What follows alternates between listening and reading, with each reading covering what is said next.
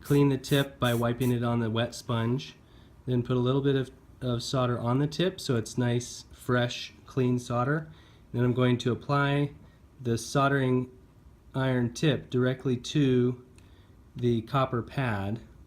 Apply a little bit of solder to the iron to let it kind of help wick into the actual copper pad, and then touch the solder to the hot parts, not to the soldering iron tip. The idea is that you want the parts hot enough for the solder to melt. Otherwise you risk getting a cold joint if you're just always applying solder to the tip itself. Another method is tinning both parts first. That can be really handy if you're kind of juggling multiple parts. So here I'm going to prepare this by what's called tinning it, which basically just means getting solder on it, pre-soldering the copper. So now there's a solder coating on that wire, and now I'm going to pre-tin the copper pad. Same deal, get a little bit of solder on the tip, then heat the part, wait for it to heat up, then add some solder to the actual part that's hot, not necessarily only to the tip of the soldering iron. So it's not going to take much now just to heat up both and let the solders flow together into one mass. So now I apply the heat directly to the parts, let it all heat up. I moved it so now I'm touching both parts with the soldering iron. I let it heat up more, and then I take the tip away, let it cool down, and I've got another solidly soldered joint.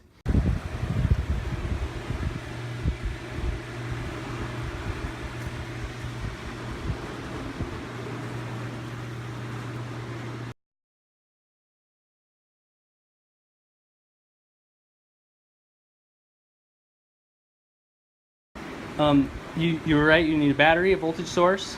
Yeah, voltage, you need a and then running circuit. Yep, a path, something for the electricity to flow through. You need limit flow. Yep. What happens if you don't limit the flow? Then poof. 3, 2, 1, go. Whoa. That's called a short circuit. Some people also refer to it as letting the smoke out of the wire. Can you see why? So from the negative to the light bulb.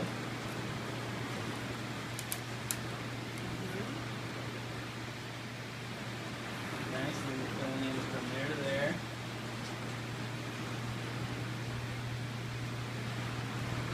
Go to the center position, or the center piece there. Yeah, nice. So now, flip the switch. There, now you have that circuit. So you have the battery, the switch, and a light bulb. So I'm going to make a change to the circuit. I'm going to add something. I'm going to add the other thing that we have in our list of things we need in this functioning safe circuit. Can you guess what that is? Fuse. Nice. Good guess. Easy. So that's a fuse. So go ahead and make this circuit the way you see it here. Go ahead and make it with your wires and this assembly. 3, 2, 1. Cool. So now flip the switch. Yay! Nice. So you added a fuse in our system.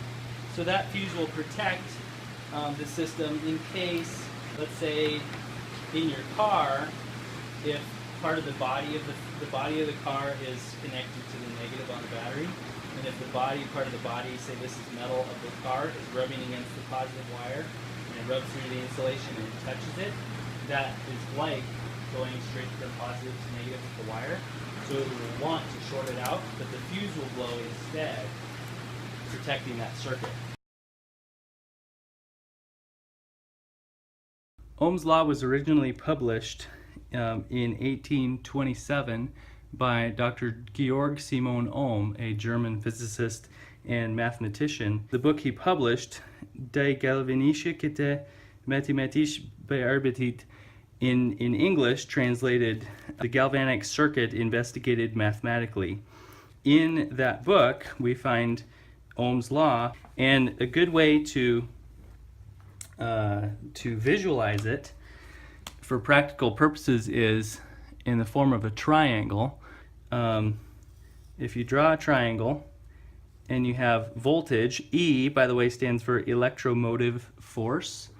That's the standard reference for what we now call voltage after Alessandro Volta, the Italian. And then we have voltage or electromotive force up there. We have I for current, and that's from in the German they called it intensity. The intensity of, here it says the Intensität des Stroms, and that's stream, like the English stream or the current or flow of water. So the intensity of the stream. And here we see the final simplified formula. Current equals voltage divided by resistance. In other words, the amount of current you get to flow in a circuit depends on how much voltage is pushing the current through how much resistance. When the way it works, it's all proportionate, so it means that 1 volt will push 1 amp or ampere, named after the Frenchman Ampere.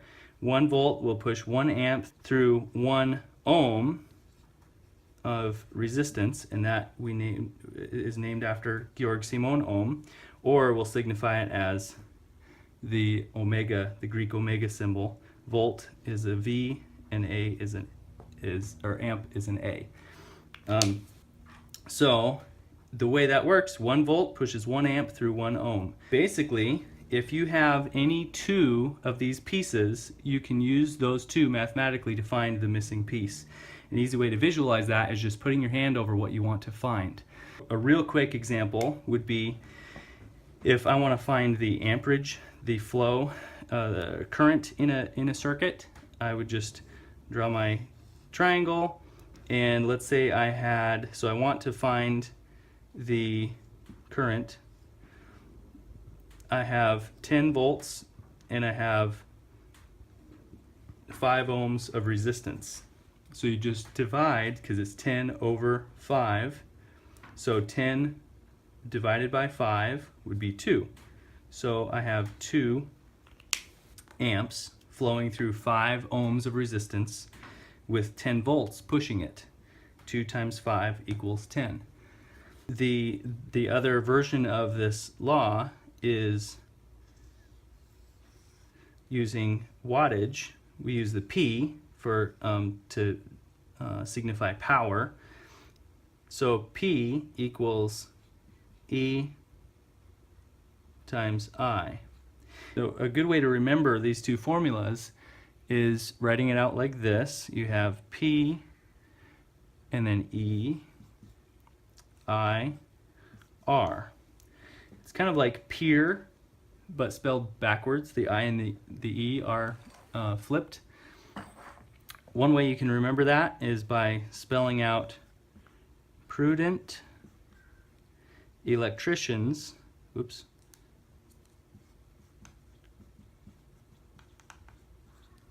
install resistance.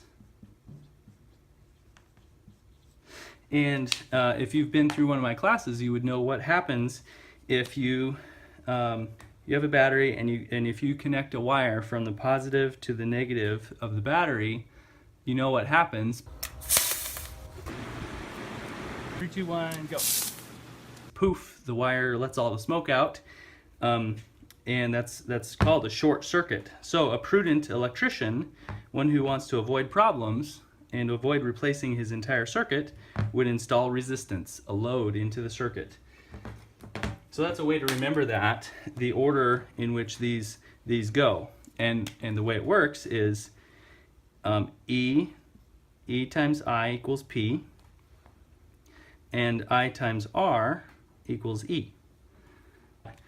And you can lay it out in these two triangles. Another trick is that if you're trying to find the wattage, the power, and you don't have the voltage, so you are missing the voltage number, all you have to work with is the current and the resistance.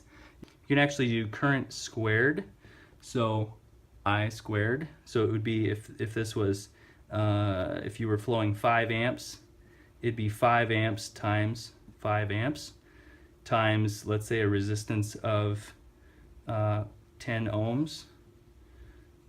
It'd be 5 times 5, which is 25, times 10 would be 250. That would be your wattage. I really don't want to leave. I really don't. Yeah, you can Nice.